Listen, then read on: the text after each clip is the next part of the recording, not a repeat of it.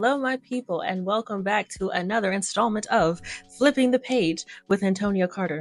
I don't know why I start these videos like that. For today's video, we are simply going to be continuing with my November writing challenge, where I try to complete my very first draft ever by the end of the month. So I will insert a list here of all of the parts of my Save the Cat story structure that I have already completed and what I have left that needs to be completed for the remainder of this month, so you guys can estimate how much I've got to go each week. All right, I'm gonna go ahead and dive on into the video. This will be a culmination of the work that I've done this week, and then we are going to do a little tally of what I completed by the end of this video. So because during this part of the video, I am actually working on my character profiles and not another section of my first draft, I thought that I would spend this time to talk to you guys about my protagonist. So I have named my protagonist Asha.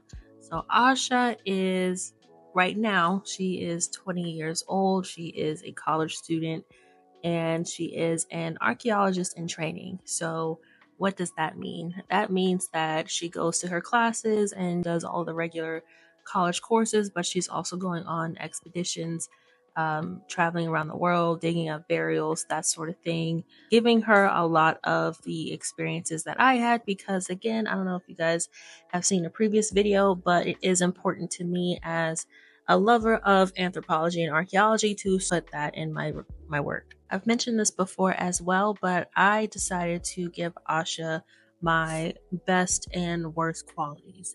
I felt that it was important for me with dealing with my own character development, I guess, to portray the very same things in my protagonist. So she will be liked by some, hated by some. The coins shall be tossed, but she is quite the stubborn human being, very headstrong and proud, but she can also be extremely loyal and quite anxious.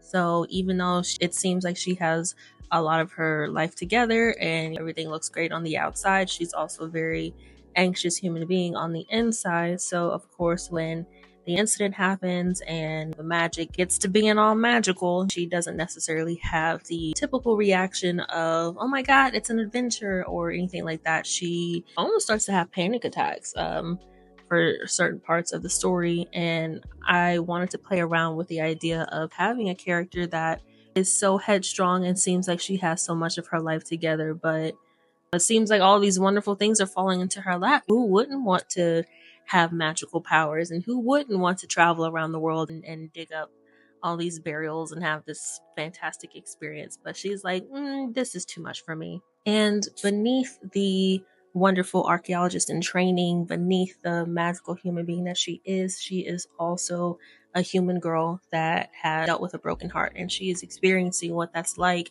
to have to navigate a new world with a sort of hollow feeling in your chest, especially when she is confronted by a growing attraction between her and my male main character, Iman.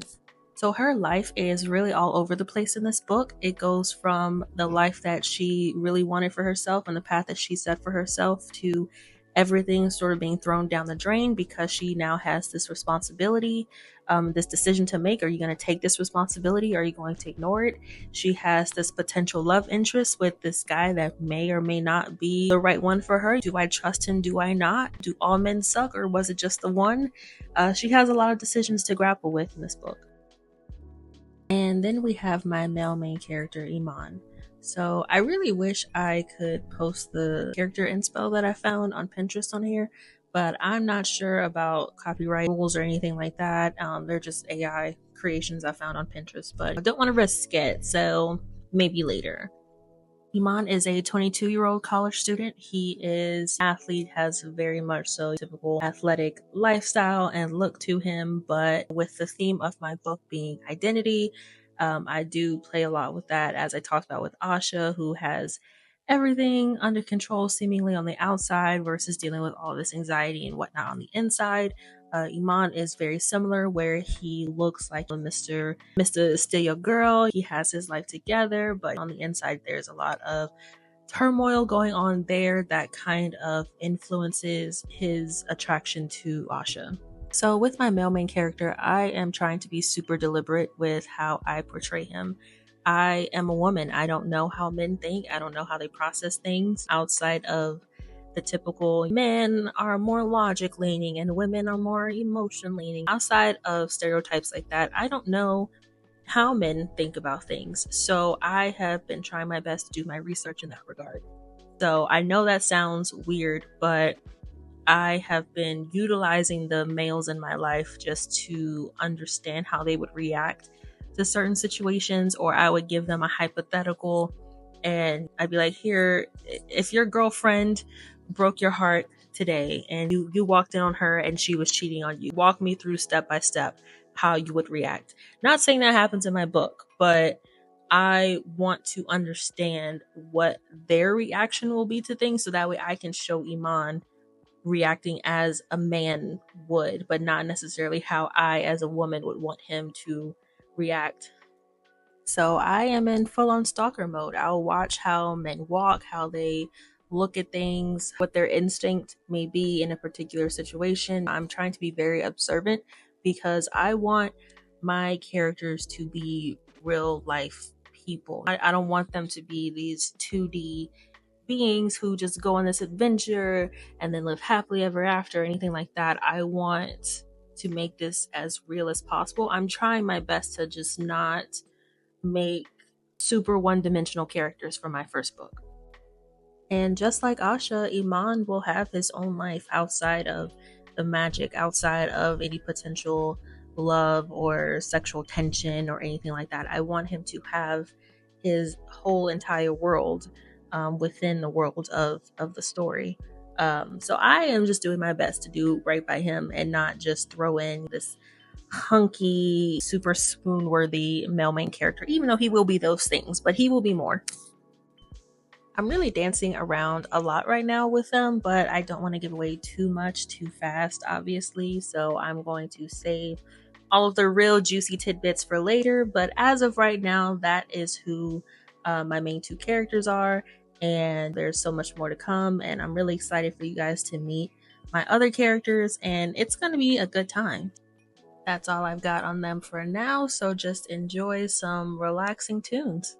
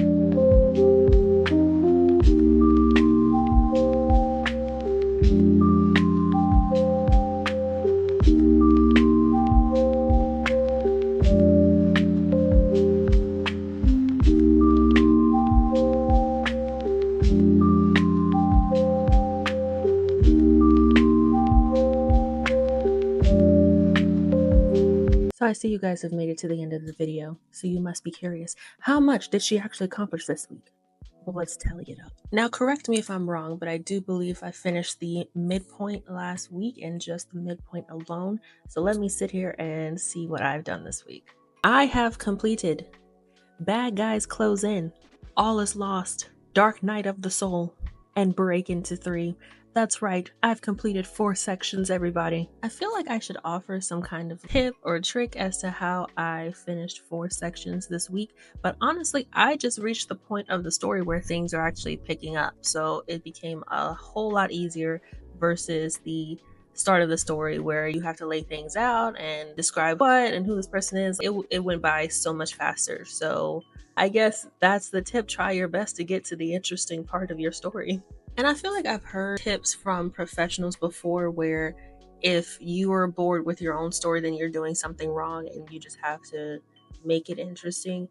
But I always get a little confused with that piece of advice because I feel like, especially for your first book out of a series, and your first half of that book, it's really just laying out the lay of the land. I don't really know how to make those interesting, and those are always the parts of other people's books that I don't find interesting, but they're necessary to set the stage for everybody. So I don't know, maybe it's me, maybe I am doing something wrong and that's why things were going so much slower before and now they're picking back up. I don't know, but that's just what has happened for me this week and I am super grateful. Now, if you guys are keeping score, that means that I have 6 sections left in total until I complete my very first draft ever in my entire life, the first completed draft that I will have ever done in my life.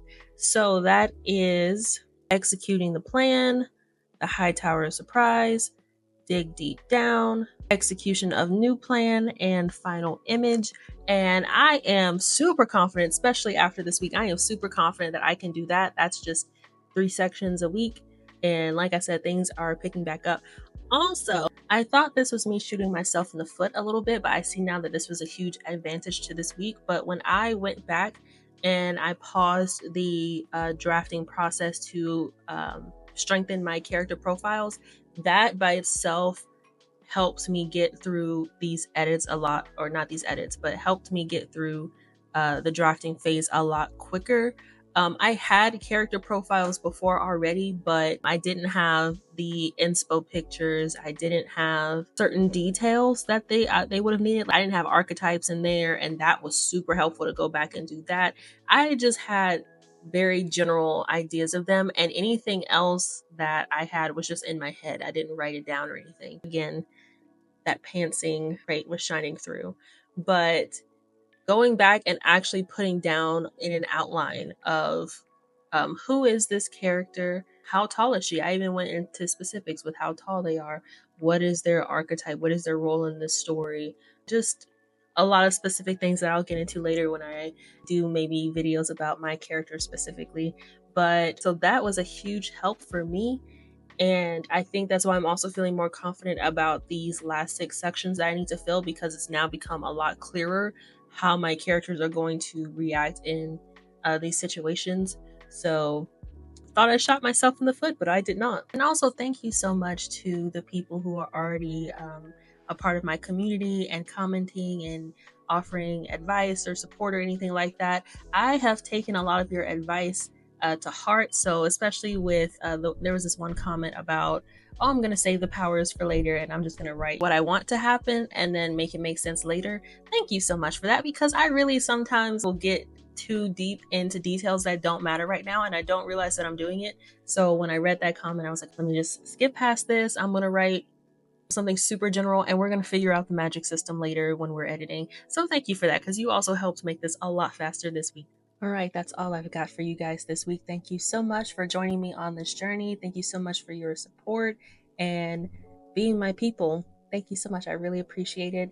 And I hope you guys tune in next week for my part 3, where I will hopefully have the next 3 sections complete. So hopefully will be more good news, but tune in and see, and we'll find out together.